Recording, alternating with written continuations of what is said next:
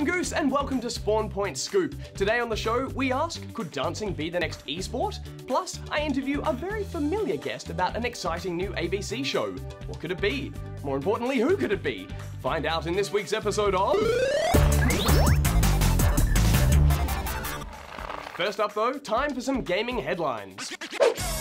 Could Sony be about to unveil a brand new handheld console? Well, if recent paperwork filed by the company is anything to go by, the answer is a resounding maybe.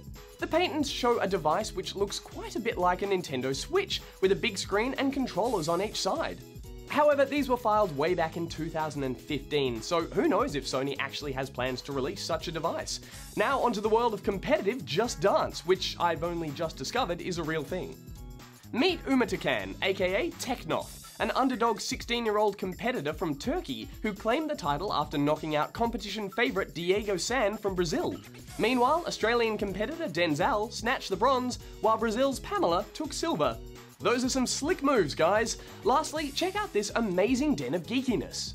There's loads of nice toys, some shoes, a couple of skateboards, the kind of geeky room we'd all love to have. But would you believe it's actually tiny? That's right, it's an amazingly detailed 1/6 scale diorama made by Taiwanese model maker Hank Cheng. It may be too small for humans, but it's perfect for cats. Adorable, and it's almost as geeky as our scoop set. Well, that's it for the news. Time to discover the identity of our mystery guest.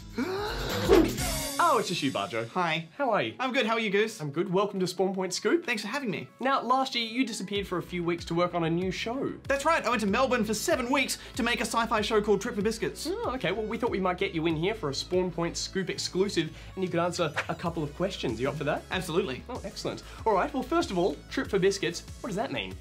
Well, Trip for Biscuits is a hard-boiled term. So there were all these old detective kind of stories and lingos back in the day, and we took a lot of influence from that because it's a detective show. And Trip for Biscuits means a trip or a journey that yields little or no reward. So you might say, you know, I went to check out this lead and it was a trip for biscuits, you know, didn't really get anywhere, no leads. And that's kind of the theme of the show. Okay, well, can you tell us a bit more about the show? What's it about? Sure, well, it's kind of like a world of aliens, but most people don't know aliens exist. And I play Barjo, I play myself, and I am looking for my parents who have gone missing, and I approach this little detective agency that kind of investigate weird and strange going-ons, and through that I learned that there are aliens everywhere, and this is the worst team to try and solve my case, and I'm now part of that team.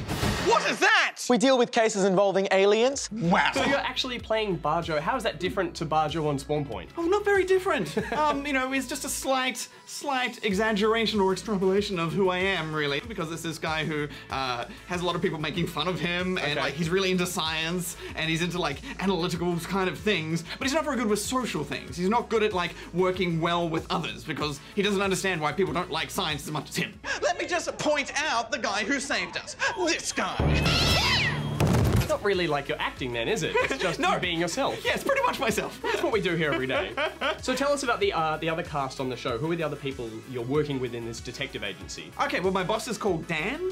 Dan really likes money, and that's kind of his whole focus. And he is, you know, the boss of the whole team. And basically, whenever we cost him money, he gets angry. Right. And I'll just put it in the suggestion box. Anything else? No? Good. There's also Amy. Amy is kind of on work experience, kind of like, you know, on break from school, and she is all about weapons. There's also Tosh. Tosh is all about fashion. He's kind of like a space celebrity in a way.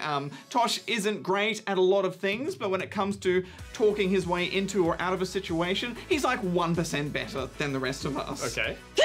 There's also Violet. Violet is our intel person, and Violet's brain is in a jar which is connected to her head by a big tube.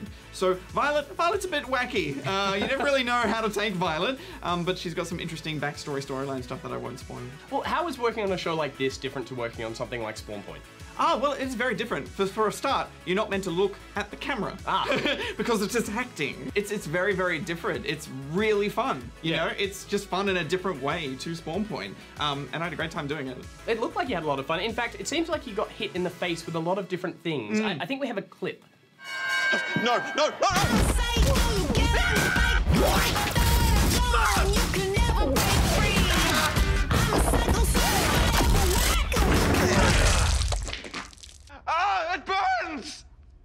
Okay, good time. See you tomorrow.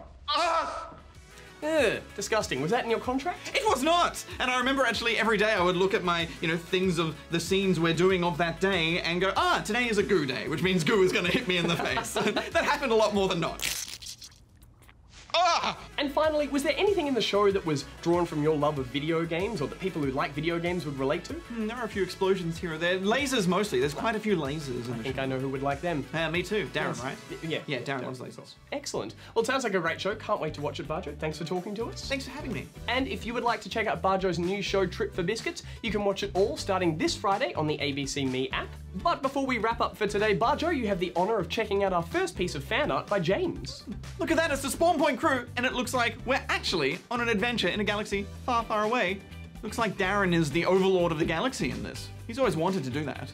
Fantastic work, James. I want to see more fan art, Goose. Well, remember, Spawnlings, if you want to send in your own fan art, you can do so to spawnpoint@yourabc.net.au. Or snail mail it in at ABC TV Spawn Point, GPO Box 9994, Sydney, New South Wales, 2001.